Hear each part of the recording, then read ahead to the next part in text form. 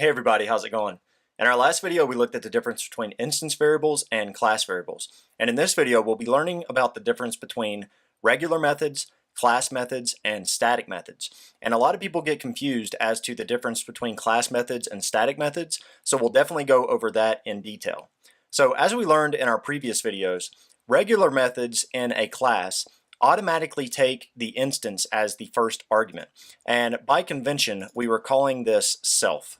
So if a regular method automatically takes in the instance as the first argument, then how can we change this so that it instead automatically takes the class as the first argument? Now to do that, we're going to use class methods. And to turn a regular method into a class method, it's as easy as adding a decorator to the top called class method. So let's go ahead and create one of these. So I'm going to create a new method here with that class method decorator, and I'm just going to call this set raise amount. Now for this set raise amount method, I'm going to take in the class and I'm going to take in an amount. And for now, we'll just put in a pass statement there. Now, if you'd like to learn more about how decorators work, then you can watch my video that goes into that in depth. But basically, this is altering the functionality of our method to where now we receive the class as our first argument instead of the instance. Now, by convention, with a regular method, we called this instance variable self. And there's a common convention for class variables too, and that is CLS. Now, we can't use the word class as the variable name here because the word has a different meaning within the language. You can see here up at the top that we use the word class to create a new class. So that is a keyword in Python. So instead, we're going to use CLS as our class variable name. So now within this set raise amount method, we are working with the class instead of the instance. And to show you what I mean by this, let's go ahead and set our class variable raise amount. So we'll say class dot raise amount, and we'll just set this equal to the amount argument that we are accepting from this method. So now down here at the bottom, I still have these two employee instances that I created in our previous tutorials, and here I am printing out the classes raise amount as well as both instances raise amounts. So if I go ahead and run this, then you can see that all of those are equal to 4%. Now the reason all those are equal to 4% again is because we have this class variable here, raise amount, that is set to 4%. So now let's say that we wanted to change this to 5%. So before I print these out, then I could just use that set raise amount method that we just created, and I could do employee dot set raise amount, and it automatically accepts the class, so we don't have to pass that in. So now we can just pass in an amount. So I'm going to go ahead and do 5%, and if I save that and run it, then you can see that now all of these are equal to 5%. Now the reason all those are equal to 5% is because we ran this set raise amount method, which is a class method, which means that now we are working with the class instead of the instance, and we're setting that class variable raise amount equal to the amount that we passed in here, which is 5%. So really, us running this set raise amount method here and setting this CLS variable raise amount to the amount is the same thing as us saying employee dot raise amount equals 5%. But now we are using this class method to do that instead. Now you can run class methods from instances as well, but that doesn't really make a lot of sense, and I don't ever see people doing it. But to show you what that would look like, I can also grab this instance here and I can run that class method from the instance. And if I run that, you can see that running that class method from the instance still changes that class variable and sets all of the class variable and both instance amounts to that 5% that we passed in. Now you may also hear people say that they use class methods as alternative constructors. Now what do they mean by this? So what they mean is that you can use these class methods in order to provide multiple ways of creating our objects. So let's say that, for example, we had someone who was using our employee class and they said, hey, I have these specific use cases where I'm getting employee information in the form of a string that is separated by hyphens, and I'm constantly needing to parse the string before I create new employees. So is there a way to just pass in a string and create an employee from that? So let's go ahead. I have an example down here to where we can see exactly what this problem would look like. So let's say that this is a common use case for how someone is using our class. We have 3 strings here that are employees separated by hyphens. So we have the first name, the last name, and the salary, and they're all in a string and they're separated by hyphens. Now, if I wanted to create a new employee from this string, then what I would have to first do is I would have to split this string on the hyphen, and then we would have our first name, last name, and our pay. And then based on those values, we would be able to create a new employee by passing in those values, and that would run our init method. So now let me go ahead and save this and run it.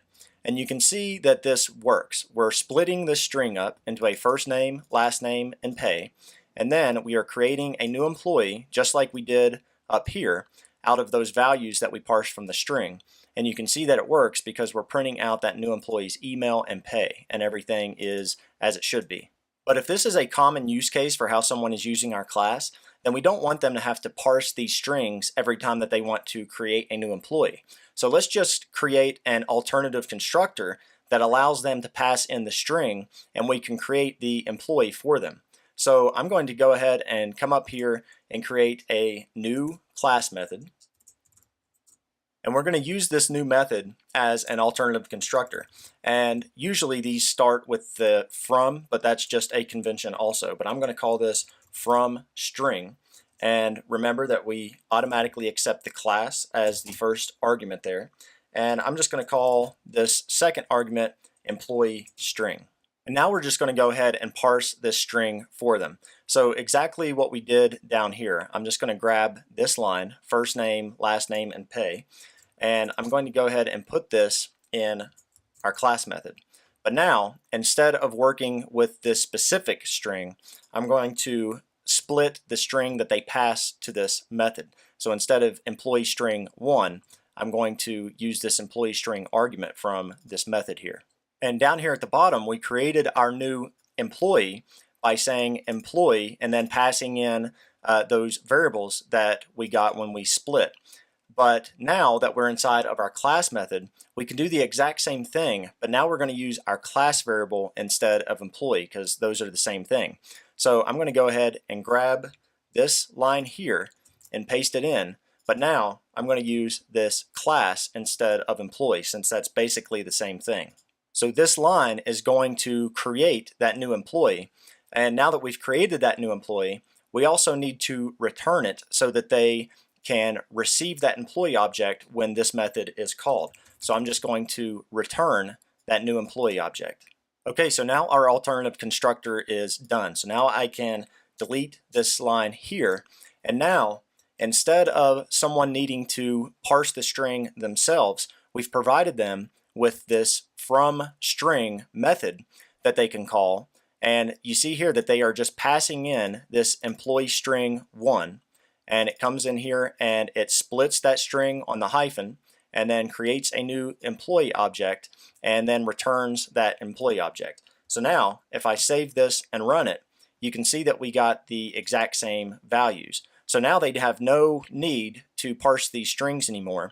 We've provided them with a from string alternative constructor, and now they can just pass in those strings and get their new employee objects. So when people say that they use class methods as alternative constructors, then this is what they mean. Now, if you want to see a real-world example of this, then I have the datetime module pulled up here, and there are several ways that we can create new date times. And if you search for class method within the datetime module, then you can see an example of some of these. So the default way of creating a datetime object is to say something like datetime and then pass in the year, month, and date.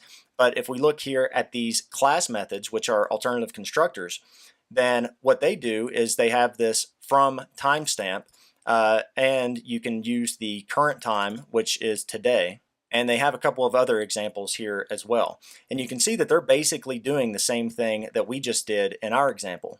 So you can see that they are accepting the class and a timestamp with this from timestamp constructor.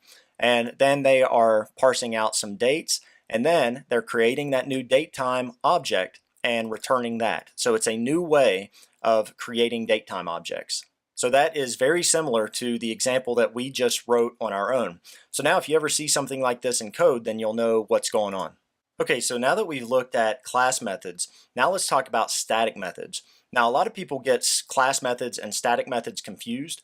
Now when working with classes, regular methods automatically pass the instance as the first argument, and we called that self. And class methods automatically pass the class as the first argument, and we called that CLS. And static methods don't pass anything automatically. They don't pass the instance or the class. So really, they behave just like regular functions, except we include them in our classes because they have some logical connection with the class. So let's go ahead and take a look at an example so that we know what we mean here. So I'm going to go ahead and delete these lines here. So let's say that we wanted a simple function that would take in a date and return whether or not that was a work day. So that has a logical connection to our employee class, but it doesn't actually depend on any specific instance or class variable. So instead, I'm going to make this a static method. So to create a static method, it's just as easy as a class method, and we're also going to use a decorator. That decorator is going to be static method. So I'm going to call this method isWorkday. Now remember, static methods don't take the instance or the class as the first argument, so we can just pass in the arguments that we want to work with. And I'm going to take in a day here and return whether or not that is a work day. So to make this a simple example, I'm not going to do anything too complicated. I'm just going to return whether or not our day falls on a weekday. So in Python, dates have these weekday methods where Monday is equal to 0 and Sunday is equal to 6 and all the other days in between. So if I wanted to return whether this is a weekday, then I could just say day.weekday. If that is equal to 5, which is a Saturday, and I'm going to go ahead and just copy this line here and say, or if that day is equal to 6, which is a Sunday, then I'm going to return false.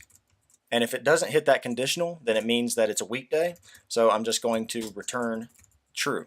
Now sometimes people write regular methods or class methods that actually should be static methods, and usually a giveaway that a method should be a static method is if you don't access the instance or the class anywhere within the function. So say that I had this class method up here. You can see that I'm using that class variable there. But if I wasn't using it anywhere within that method, then it probably doesn't need to be a class method. And the same with regular methods. If you're not using that self variable, then you probably want to check and see if that would be appropriate to use a static method in that place.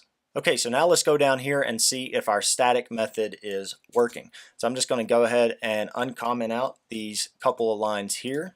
And all I'm doing here is I'm importing the datetime module, and then I'm creating a new date. And if I wanted to use our new static method here that checks whether this date is a weekday, then I can just print out the employee.isWorkday and pass in that date. So if I run that, oh, and I got an error there because whenever I copied and pasted, I forgot to take out this second if. I really want that to say if the weekday is equal to 5 or the weekday is equal to 6. So now if I save that and run it, then you can see that this day that I passed in is false because that's actually a Sunday. Now if I replace this with the 11th and run that, now you can see that it's a Monday, so you can see that isWorkday returns true. Okay, so I think that is going to do it for this video. In this video, we learned the difference between regular instance methods, class methods, which can also be used as alternative constructors, and static methods, which don't operate on the instance or the class. So I hope all of that made sense to everyone, but if you do have any questions about anything that we covered, then feel free to ask in the comment section below, and I'll do my best to answer those. In the next tutorial, we'll start looking at inheritance and how we can make subclasses. Now, if you enjoy these tutorials and would like to support them, then there are several ways you can do that.